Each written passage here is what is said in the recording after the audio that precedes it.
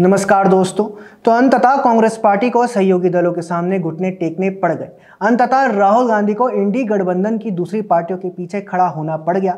अंततः जयराम रमेश, जिन्हें राहुल गांधी का ब्रेन कहा जाता है, उन्हें झुकना पड़ गया। अब आप कहेंगे कि हुआ क्या है। देखिए, संसद का शीतकालीन सत्र चल रहा है और कांग्रेस पार्टी अडानी के मुद्दे को लेकर दोनों सदनों में कई दिनों से हंगामा कर रही है।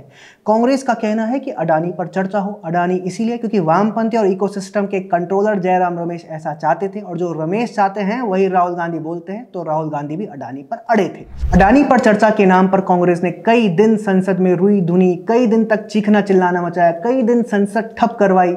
लगातार ऐसा होता देख जो कांग्रेस के जो सहयोगी दल थे वे काफी नाराज हो गए।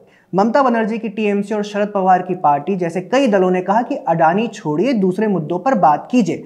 वे दूसरे मुद्दों पर चर्चा चाहते थे। एक तरह से इंडी गठबंधन की कई पार्टियों ने कांग्रेस को अडानी के मुद्दे पर अकेला छोड़ दिया। सहयोगी दलों के साथ साथ कांग्रेस के सांसदों ने भी पार्टी की हंगामा मचाओ रणनीति के विरुद्ध मोर्चा खोल दिया।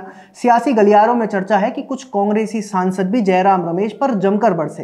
कांग्रेस के लोकसभा सांसदों का कहना है कि राज्यसभा में बैठे लोग पार्टी की रणनीति तय कर रहे हैं और संसद को रोजाना ठप करवा रहे हैं, जबकि हम लोकसभा में हमें लोगों के बीच जाना होता है, लोगों के सवालों के जवाब देने होते हैं।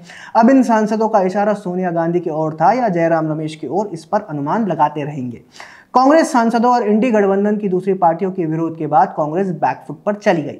जयराम रमेश और राहुल गांधी अब दोनों चुप हैं। विपक्ष ने लोकसभा के स्पीकर के साथ मिलकर सदन में चर्चा पर सहमति जताई और उसके बाद अब सदन सुचारू रूप से संचालित होते दिखाई दे रहा है। पर विपक्ष के नेता के तौर पर राहुल गांधी की पोजीशन थोड़ी अनटेनेबल हो गई है। संसद के सदनों में विपक्ष के नेता की जिम्मेदारी होती है कि वे मुद्दों को लेकर विपक्षी दलों के बीच एक न्यूनतम सहमति के लिए काम करें।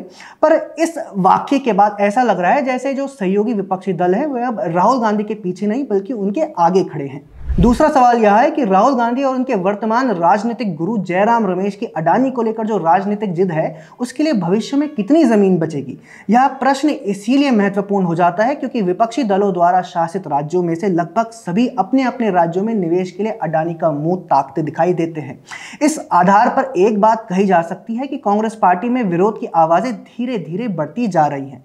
इससे पहले महाराष्ट्र चुनाव के बाद जब कांग्रेस ने ईवीएम को दोष देना शुरू किया था, तब भी कांग्रेस के कई नेताओं ने इसका विरोध जताया था।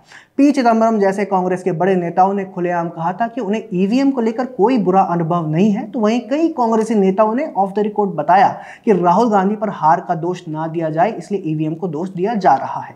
अब देखना यह होगा कि जो छोटी छोटी चिंगारी बार बार कांग्रेस के अंदर उठती है वे बड़ा रूप कब लेती हैं। कांग्रेस पार्टी को सहयोगी दलों के सामने घुटने टेकने पड़ गए हैं। इस पर आपका क्या कहना है, कमेंट सेक्शन में हमें जरूर बताएं। अगर हमारा कंटेंट पसंद आए तो हमारा चैनल भी फॉलो कर लें।